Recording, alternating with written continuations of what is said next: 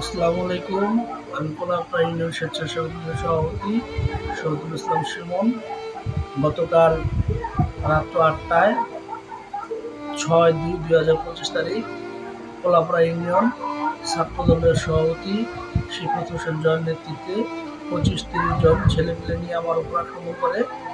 আক্রমণের সময় আমার সাথে থাকা একটি চেন ৪০-৪২ হাজার টাকা সহ তারা ছিনিয়ে নিয়ে যায়।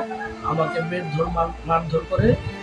তাদের হাতে হয়তো বা কুট্টা বা কি যেন ছিল, ওগুলো দিয়ে আমাকে আঘাত করে।